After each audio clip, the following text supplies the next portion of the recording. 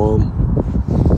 I want to give all praises, honor, and glory to Yahweh, Bahashem, Yahushai, Bahashem, Chakodash. I want to give double honors to the apostles and elders of Great Millstone, because those are the men who I learned the truth from through the spirit and power of Yahweh, Bahashem, Yahushai. Yahweh is the true name of the God of Israel. Yahushai is who the world ignorantly calls Jesus Christ, but his one and only true name is Yahushai. And pretty much in this video, I'm going to be going over Romans, the 7th chapter. As I stated in previous months when I was doing my Roman chapter videos, I want to go through all of Apostle Paul's epistles eventually, and then eventually I'll move up to the book of Acts. All right. But, also in between time, I'll go into like other topics and stuff of that nature, whatever the spirit permits. Because, a lot of times when we on the highways and byways, when we have the street ministry, we may hit particular precepts, but the whole chapters, sometimes it don't get brought out. So it's good to do these type of videos so that you have understanding, so that you could defend the gospel. All right, because it's not about how many precepts you know. Ultimately, it's about how you apply it to your everyday life, and can you actually teach it. All right, so without further ado, let's get into it. And like I said in my previous Roman chapter videos, I may or may not segue between the KJV and the NLT version. So Romans 7, as you can see, the headline, meaning the subject of the first couple of verses or chapter, is going into what? Believers, which the true believers that worship Yahweh and Yahushai in truth and in spirit is who? The elect of the nation of Israel, that's predestined unto salvation. So believers united to Yahushai, all right? Yahushai is the anointed, the Mashiach. So this is Romans chapter 7, verse 1. It says, "Know ye not, brethren." See, whenever you read Apostle Paul's epistles, he uses words like saints, church, brethren, words like us, because he's talking to a specific seed of people in a particular location. At that time, it was Asia Minor. He's talking to the Israelites only. The word for brethren is Eldelphos, right? Eldelphos. That's the Greek word. This is who Paul is addressing in his letters. For you stupid ass Christians, all right? So this is the biblical usage for the word brethren. Anytime you see the word brethren in Apostle Paul's letters, it's the Greek word Eldelphos, meaning what? A brother, whether born of the same two parents or only of the same father or mother, having the same national ancestor. Paul is talking to the seed of the promise. He's not talking to heathen Gentiles. He's not talking to the 17 heathen nations, all right? Having the same national ancestor, because who's the fathers of the promise? Abraham, Isaac, and Jacob. And who's the seed of the promise? The Israelites, the so-called Negroes, Hispanics, and Native American Indians. We are the seed of the promise. Paul is addressing us in his letters. We belong to the same people or countrymen. So that's all I needed out of that. So that's who he's talking to. It's that easy. It says, "For I speak to them that know the law, how that the law have dominion over a man as long as he liveth." Yeah, the law does have dominion over you as long as you liveth, because the wages of sin is death. Eventually, all of us is what? Going to end up dying, right? Now, let's read the NLT version. See what it says. So now the headline says what? No longer bound to the law. Because ultimately, we rehearse the righteous acts of the law, statutes, and commandments through faith, but the law is not going to save us. No Israelite on the earth, I don't care what your status is, what you go back to, you can't keep the law perfect.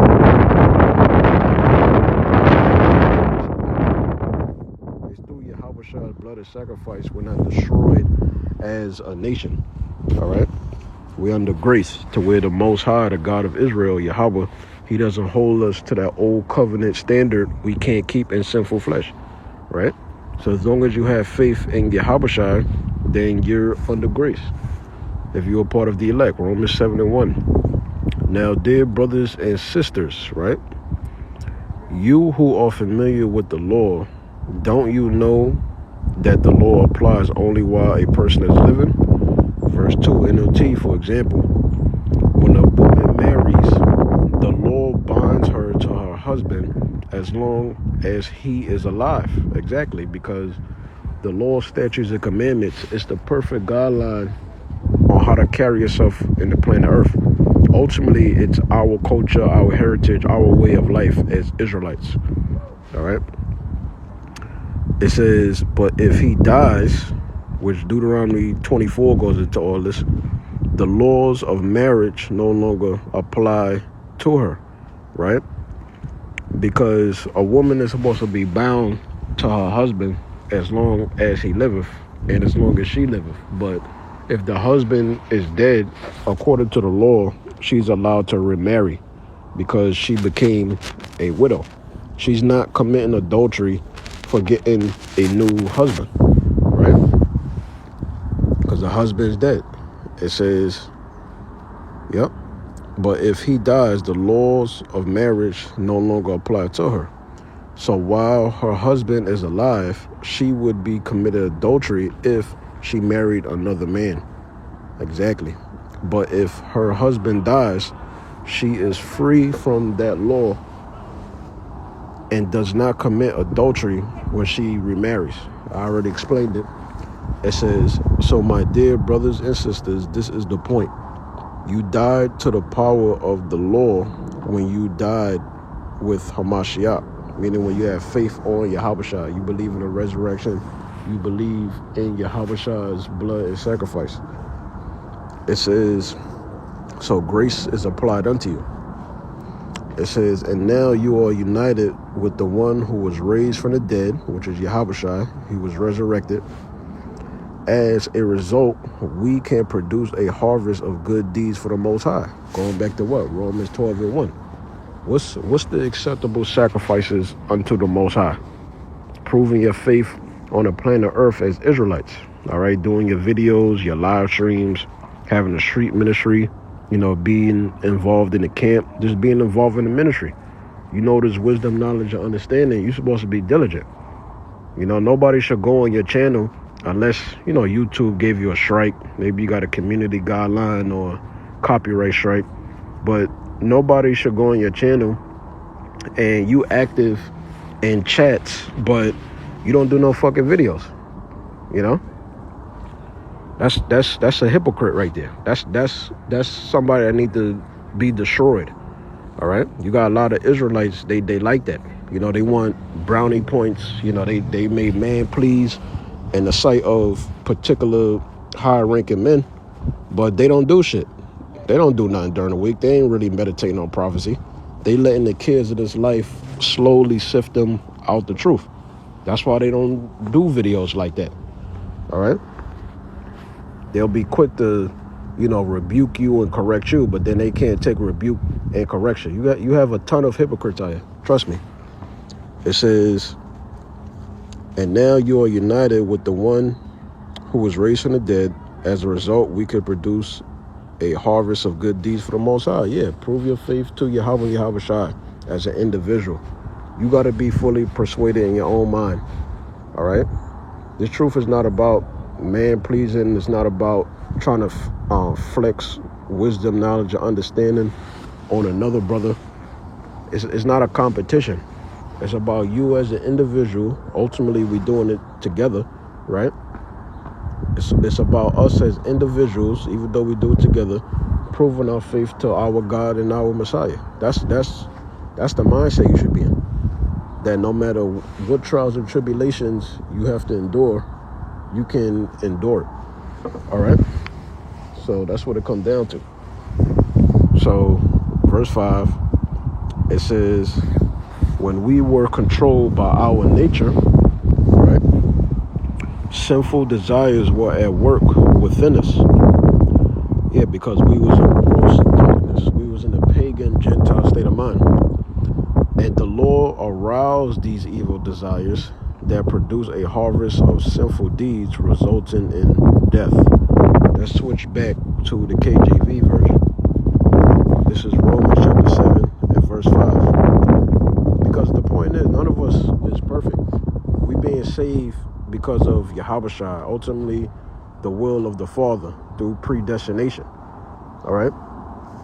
You're not being saved by how big your beard is, how perfect your hairline is, how big your afro is, how many precepts and breakdowns you know, how charitable you are. Those are good things and good traits and good things to do if you're doing it through faith. But if it's not of faith, then it's a sin. All right? We're being saved because of what Yahushua did for us, ultimately. So it says, verse 5, for when we were in the flesh, the motions of sins which were by the law did work in our members to bring forth fruit unto death. But now we are delivered from the law, because under 2 or 3 witnesses, you got put to death. You broke particular high holy days. You broke particular law, statutes, and commandments. You instantly got put to death without mercy. So now under the new covenant, through Yahushua's blood of sacrifice, we have mercy from the Father. Through Yahushua's blood of sacrifice, to where the Father, he imputes grace upon his elect. Why? Because we're doing what he said, which is to have faith upon Yahushua. All right? So it says, but now we are delivered from the law, that being dead wherein we were held, that we should serve in newness of spirit. That's what it's all about. The newness of spirit, the newness of mind. That's what the baptism is. The baptism is the renewing of your mind by the hearing or washing of this word that cleanses your spirit to where you want to flee from darkness. Darkness is wrong, but you're still going to sin anyway. When you read 2 John, the 1st chapter, like about verse 7 on down, if a man say he don't have sin, he deceiveth himself. All of us sin, all right? We try not to willingly sin, but you are going to sin. We sin every single day. That's why you got to praise Yahushua for what he did. That's why you got to be diligent for Yahushua. It says, verse 6, and not in the oldness of the letter. The letter is referring to the Old Testament, all right? Ultimately, the law. Like I said, when Yahushua was on the scene, he never said, not to keep the law. He kept the law. Verse 7, it says, what shall we say then? Is the law sin? The Most High forbid. Nay, I had not known sin but by the law, because the law is the schoolmaster. For I had not known lust, except the law has said, thou shalt not covet. That's written in the NLT. It's more simplified. Romans 7 and 7 NLT. Now it's getting into what the Most High's law reveals our sin. That's what verse 7 ultimately is going into. It says, well then, am I suggesting that the law of the Most High is sinful? Of course not. In fact, it was the law that showed me my sin. I would never have known that coveting is wrong if the law had not said you must not covet. Which to covet, it means to want something that's not yours, right? It says, but sin used this command to arouse all kinds of covetous desires within me. If there was no law, sin would not have that power. It says, at one time I lived without understanding the law. See, this is Paul talking about his own experiences when he was Saul, right? It says, but when I learned the command not to covet, for instance, the power of sin came to life and I died. So I discovered that the law's commands, which were supposed to bring life, brought spiritual death instead. We switch back to the KJV. This is on verse 10. It says, let's go back. And the commandment which was ordained to life I found to be unto death. Because it commanded redemption. Because you in the flesh. It says 11. It says, for sin taken occasion by the commandment deceived me, right? And by it slew me. Yeah, the law condemns you because you're a sinful flesh. You can never be perfect. When you read James, the second chapter, you break one commandment, you break them all. So the solution is Yahushua, to have faith upon Yahushua. It says, wherefore the law is holy, and the commandment holy, and the just and good. Was then that which is good made death unto me? The Most High forbid, but sin, that it might appear sin working death in me, by the which is good, that sin by the commandment might become exceedingly sinful. The NLT is going to break verse 13 down. Because you got to remember, the scriptures is written in the King's Old English. It's written in the King's English. All right, so sometimes the wording is like a tongue twister. NLT is better sometimes. NLT, verse 13. But how can that be? Did the law which is good cause my death? Of course not. Sin used what was good to bring about my condemnation to death. So we can see how terrible sin really is. It uses the Most High's good commands for its own evil purposes. That's why the scriptures say that the flesh warreth against the spirit. They go contrary to one another.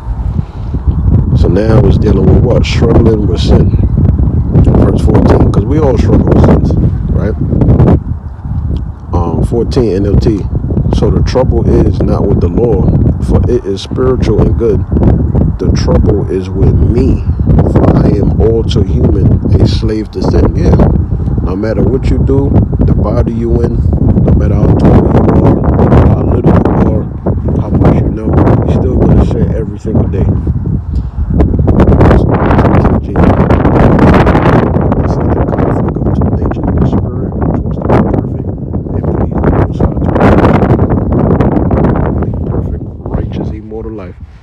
And then the flesh, it wants to, have fun.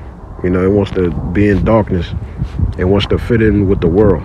It wants to follow the way of the heathen, right? 14.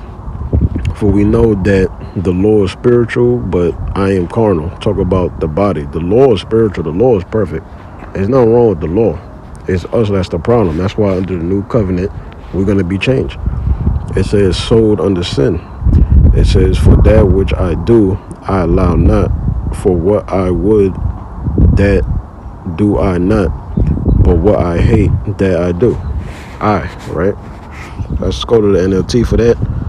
Verse 15. So what does that mean? That means that even particular things you may know that's wrong, that you don't want to do, you do it anyway. Why? Because that's that sinful nature. That's why the new covenant, it involves us being changed, right? Verse 15, I don't really understand myself, right? Because nobody has free will when you read the scriptures. Everything is predestined. Your thoughts, your actions, things you wish you could take back, you can't take it back. Why? Because that's what the Most High predestined for you. It says, for I want to do what is right, but I don't do it. Instead, I do what I hate. Exactly. How many of us said that to ourselves, right? I know I did. And if you saying you ain't say that, you a liar. I don't care who you are. Verse 16, but if I know that what I am doing is wrong, this shows that I agree that the law is good. Verse 17, it says, so I am not the one doing wrong. It is sin living in me that does it. Exactly. Because you may go off, but that's not something that, you meditating on. That's not like your everyday, thing. Whatever you did, right? It says, it is sin living in me that does it. Yeah, it's these bodies. That's why we got to be changed out of these bodies. It says, verse 18, NLT, and I know that nothing good lives in me. Talking about these bodies, these earthly bodies. That is in my sinful nature. I want to do what is right, but I can't. 19. I want to do what is good, but I don't. I don't want to do what is wrong, but I do it anyway. Exactly. All right. Brothers battle all type of shit in their mind. The plague of the mind, certain old habits. You may know something is wrong, but the Most High put the spirit on you to do it anyway. As long as there ain't nothing extreme, obviously. Right? You got to try to kick, a bad habit. Ultimately, you got to pray, You know, you may feel compelled to fast, but ultimately, even if you do fast, you still gonna sin anyway. All right. That's why you gotta just put all bets on Yahweh Shai. That's it. It says, verse 20. But if I do what I don't want to do, I am not really the one doing wrong. It is sin living in me that does it. Exactly. Because you don't want to do that. And then you may do something. You may be like, why the fuck did I do this? Why did I do this? Why? Because that's the sin living in us. That's why we got to be changed. That's why Yahweh Shai's blood is sacrifice and resurrection and this new covenant is perfection. Verse 21. I have discovered this principle of life, that when I want to do what is right, I inevitably do what is wrong. I love the Most High's law with all my heart, but there is another power within me that is at war with my mind. Yeah, man, this is where we battle. This is an everyday thing. Like I said, if you got people that want to act like, oh, like they don't sin, they just jog and go to the gym all day, nigga, you sin. All right? You sin. Just because nobody don't know the Most High sees, that don't mean he gonna destroy you for it. That's why we in the grace. It says within me, that is at war with my mind. This power makes me a slave to the sin that is still within me. Oh, what a miserable person I am, right? Paul said, "Oh, wretched man," when you read the KJV. It says, who will free me from this life that is dominated by sin and death? Thank the Most High. The answer is in Yahweh Shai Mashiach, our Lord. So you see how it is. In my mind, I really want to obey Yahweh's law, but because of my sinful nature, right, being in these earthly bodies, I am a slave to sin. So until Yahweh Shai come back, you know, we're going to be under these curses, man, of Deuteronomy chapter 28. That's why underneath the new covenant, when you read Revelation 22 and 3, it said that ain't gonna be no more curse upon us. What's that curse? All right, the plague of mind, sinful nature. We're gonna be perfect. We're gonna be immortal. We're gonna be perfect in every category you can think of, and that's through Yahweh Shai. All right. So ultimately, you know, you could try to do particular things to kick bad habits, but you still gonna end up sinning. I don't mean you should condemn yourself pursuant to 2nd Ezra 16 and 75. You're not supposed to let your sins weigh you down. Yeah, you may get rebuked, you may get corrected, but don't condemn yourself. Because when you read Romans 8, which I did a video on that, everything is happening according to the will of the Father for the preeminence and exalting of Yahweh Shai. You're supposed to acknowledge as a sinner, call back to repentance, that you need Yahweh Shai. You're supposed to really thank and praise Yahweh Shai through your actions, as far as spreading the gospel, you know, showing brotherly love, being charitable. You're supposed to just prove your faith on the planet Earth as a sinner to Yahweh and Yahweh Shai for what Yahweh Shai did for us. So Lord willing, you was edified. Shalom.